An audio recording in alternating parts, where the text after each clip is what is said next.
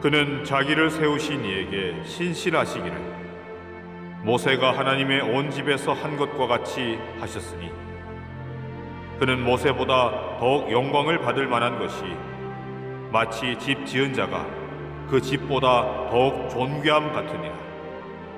집마다 지은 이가 있으니 만물을 지으신 이는 하나님이시라. 아멘. 성도 여러분, 안녕하십니까? 행복한 안식일을 맞이하는 안식일 환영 예배 시간입니다. 지난 시간에는 예수를 깊이 생각하라는 주제로 히브리서 연구, 히브리서 3장 1절의 말씀을 우리가 함께 나누었었는데요. 우리의 하나가 되어주시고 또 형제가 되어주신 그분의 그 놀라우신 사랑과 그 자비를 깊이 생각하자는 그러한 말씀을 함께 나누었었습니다. 아무쪼록 이 새로운 한 해, 2021년 신축년 한 해를 여러분 이제 살아가시면서 예수를 깊이 생각하시고 또한 그 은혜로 살아가시는 우리 모든 아주교회 성도님들이 다 되시기를 간절히 소망합니다. 오늘은 그 다음에 이어지는 히브리서 3장 2절에서 4절까지에 있는 말씀으로 집마다 지은 이가 있으니 라는 제목으로 함께 말씀을 나누도록 하겠습니다. 저는 이렇게 겨울이 되고 성탄절의 분위기가 되면 예전에 보았던 그 서울역에서의 캐롤 플래시몹 영상이 떠오르기도 합니다. 플래시몹이란 불특정 다수의 사람들이 어떤 특정한 날짜, 약속한 날짜에 날짜, 시간, 장소 이렇게 모여서 약속된 행동을 한 다음에 아무 일도 없었다는 것처럼 이렇게 흩어져 버리는 그런 모임이나 어떤 행위를 말하는 것인데요. 제가 보았던 영상은 2012년 12월 20일, 참 이제 오래전이죠. 한 교회에서 기획을 한 그 영상 같은데, 플래시몹 행사였던 것 같은데요. 그 시끌시끌한 그 사람들이 분주하게 움직이고 또 안내방송이 울리고 또 사람들은 기차표를 사느라고 그 정신없는 그 서울역에서 그 많은 사람들이 이제 스마트폰에 열중해 있고 각자 할 일에 열중해 있는 그러한 상황에 그러한 서울역 실내 역사에서 이제 한 여성이 조용히 이제 걸어옵니다. 그리고는 가방을 열어서 가방 안에서 색소폰을 이제 꺼냅니다. 그리고 노엘 노엘 노엘 하는 그런 캐롤을 이렇게 멋있게 이제 부르니까 이 사람들이 소리가 들리니까 궁금할 거 아닙니까? 그래서 이제 쳐다보는 영상입니다. 여러분 한번 영상을 같이 한번 보실까요?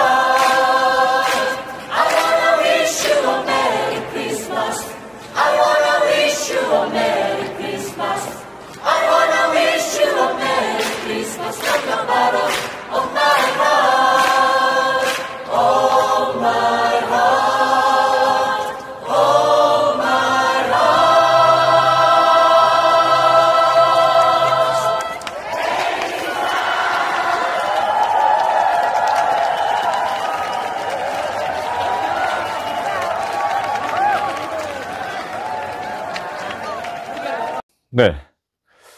저는 그 소란스럽고 어쩌면 삭막하다 싶을 정도로 그러한 분위기 속에서 아주 잠시 동안이었지만 이렇게 찬양이 울려 나오고 많은 사람들이 함께 주님의 그 나심을, 탄생을 축하하며 찬양하며 그 즐거운 분위기가 되니까 여러분 어떻습니까? 마음이 행복해지고 또 즐거워지고 하늘의 기쁨으로 충만해지는 것입니다. 그래서 저는 이 영상을 또 볼 때마다 우리 그리스도인들이 어떠한 모습, 이러한 모습이 되어야 한다, 정말 이러한 모습이 되어야겠다라는 생각을 해보게 됩니다. 삭막하고 소란스럽고 공허하고 자기밖에 모르는 이 세상에 하늘의 백성, 하나님의 백성들이 하나 둘씩 세상에 나아가서 하나님의 그 삶의 노래를 부르고 그분의 지휘하시는 찬양대로서의 그 위대한 삶을 살 수만 있다면 우리 그리스도인들의 그 발하는 빛으로, 예수님으로 받아서 반사하는 그 빛으로 사람들의 희망이 되고 소망이 되고 기쁨과 평화를 가져다 줄 수 있지 않을까, 사람들에게 그 행복을 가져다 줄 수 있지 않을까 하는 그러한 생각을 해보게 되었습니다. 여러분, 우리는 하나님의 백성, 구원받은 하늘 백성, 재림 성도들입니다. 그렇기 때문에 우리는 그분을 깊이 생각해야 하는 것이고 그분의 노래를 부를 수 있어야 하는 것입니다. 아무쪼록 여러분의 그 삶 가운데에 주님을 노래하고 그분의 모습을 입어 그리스도로 살아가시는 저와 여러분이 되기를 간절히 바랍니다. 자, 그래서 사도 바울은 히브리서 3장 1절에서 우리의 믿는 도리의 사도, 하나님의 보내신 분, 하나님의 그 대표자이시자, 하나님의 대표이시자, 대제사장, 즉 인간의 대표가 되어주신 그 신실하신 분이신 예수님을 2절부터 해서 이제 모세와 비교해서 설명을 하기 시작합니다. 자, 2절을 한번 보도록 하겠습니다. 그는 자기를 세우신 이에게 신실하시기를 모세가 하나님의 온 집에서 한 것과 같이 하셨으니. 자, 여기 모세라는 그 너무나도 잘 아는 성경상의 그 위인을 이제 예수님과 비교해서 설명하고 있는 장면입니다. 모세는 우리 그리스도인들에게도 그렇겠지만 이스라엘 사람들에게 역시 아주 특별한 사람입니다. 그는 하나님과 대면했던 사람이었고, 이스라엘을 애굽에서 구원해내었고, 수많은 하나님의 이적을 보이고, 또 율법을 하나님께 직접 수여받았던, 유대인들은 모세를 역사상 가장 뛰어난 사람으로 생각하고 또 흠모하기까지 하는 그러한 위대한 인물입니다. 여러분, 히브리서는 여러분 누구에게 읽게 하려고 쓰여진 편지다라고 말씀을 드렸었죠? 누구에게 쓰여진 글입니까? 기억나십니까? 네, 그리스도인들 중에서도 유대인들, 예수님을 믿기는 믿지만 그 신앙이 약하여서 또 엄청난 그 핍박과 또한 유대에서부터 회개하라는 그 요청과 그 많은 어려움 가운데에 마음이 약해지고 신앙이 약해져서 그리스도를 자꾸만 떠나가려고 하고 있는 그러한 유대인 그리스도인들에게, 그 사람들에게 이제 편지를 써서 글을 써서 준, 사도 바울이 써서 준 편지가 바로 히브리서라고 말씀을 드렸었습니다. 앞서 말씀드린 것처럼 유대인들은 인간 역사 중 가장 위대한 사람을 모세로 생각했었기 때문에 그러한 모세와 예수님을 비교해서 예수님을 깊이 생각하라는 그러한 목적으로 사도 바울은 지금 이야기를 하고 있는 것입니다. 앞서서 1장과 2장에 예수님을 누구와 비교를 했었죠? 네, 천사와 비교했었습니다. 천사와. 그래서 천사와 비교하는 것에 대해 사도 바울은 이 천사라는 존재는 예수님을 섬기는 존재, 예수님을 섬기는 존재일 뿐만 아니라 그의 백성, 즉 우리 그리스도인들을 섬기는 존재일 뿐이다 라는 것으로, 어떻게 예수님을 천사와 비교할 수 있느냐, 결코 그럴 수 없다라는 말로 일축했었습니다. 이번에는 유대인들이 그렇게 존경에 맞지 않는 그 모세와 예수님을 비교하면서, 사도 바울은 알죠. 창조주이신 예수님과 창조물인 모세를 어떻게 비교조차 할 수 있겠습니까? 그러나 유대인들은 모세를 인류 역사 중 가장 위대한 존재, 이스라엘을 구원한 구원자로 생각했기 때문에 그러한 모세와 비교해서 예수님이 어떠한 분이신지를 그들로 깨닫게 하려는 것입니다. 그는 자기를 세우신 이에게 신실하시기를 모세가 하나님의 온 집에서 한 것과 같이 하셨으니, 자, 여기 3장 2절에 그 같이라는 말은 처럼이라는 말입니다. 그러니까 모세가 하나님의 집에서 신실하게 했던 것처럼 예수님도 그렇게 신실하셨다라는 것이죠. 또 3절에 그는 모세보다 더욱 영광을 받을 만한 것이 마치 집 지은 자가 그 집보다 더욱 존귀함 같으니라. 그렇게 예수 그리스도가 모세처럼 하나님 집에서 신실하셨지만 모세보다 더 그분이 영광 받으실 분이시다라는 것이, 한마디로 예수님은 모세와 비교조차 할 수 없는 존재이신 분이다, 이러한 말인 것입니다. 그러면서 마치 집 지은 자가 그 집보다 더욱 존귀함 같으니라 라고 했는데, 자, 이 말이 무슨 말입니까? 집 지은 자, 그러니까 건축자가 그 집, 건축가가 지은 집보다, 그 집보다 더욱 존귀하다라는 말인 것이죠. 여러분, 너무나 당연한 말 아닙니까? 건축자가 집보다 더 중요한 것은 뭐 말해 무엇하겠습니까? 당연한 것이죠. 자, 여기서 집은 피조물을 말합니다. 집은 피조물을 말하는 것입니다. 모세를 말하는 것이죠, 한마디로. 모세를. 그리고 건축자는 창조주이신 예수님을 말하는 것입니다. 그러니까 모세는 창조주이며 구속주인 예수님을 보여주는 상징일 뿐이고, 예수님이야말로 그토록 너희들이 존경하고 흠모하는 모세의 원형이신 그러한 분이시다라는 그러한 말을 지금 하고 있는 것입니다. 그래서 2절에 신실이라는 말을 모세와 예수님께 동시에 같이 사용했지만, 사실 예수님의 그 신실하심과 모세의 신실함은 차원이 다른 신실함인 것이죠. 자, 그렇다면 바울이 왜 유대인들에게 지금 이러한 말들을 하고 있는 것입니까? 왜 이렇게 모세와 비교를 해서 예수님의 그 모습을 이렇게 밝혀 보여주고 있는 것이죠? 이러한 이야기를 하고 있는 것입니까? 지금 신앙에서 흔들려서 다시 유대교로 돌아갈까? 또 그 로마의 압박을 어떻게 쓰든 좀 피해서 좀 편한 삶을 살아볼까? 신앙을 이제 좀 포기할까? 어쩔 수 없지 않나? 뭐 이렇게 고민하고 있는 그러한 유대인들에게 너희들에게 주신 그 예수님의 그 구원을 등한히 여기지 말아야 하고 그분을 깊이 생각해야 하는 그 이유는 4절에 집마다 지은 이가 있으니 만물을 지으신 이는 하나님이시라라고 하면서 그분이 누구시다라는 거예요? 예수님이 누구시다라는 거예요? 여호와 하나님이시고 또 누구시라는 것입니까? 창조주이시다. 창조주라는 것을 지금 말씀하고 있는 것입니다. 집마다 지은 이가 있으니.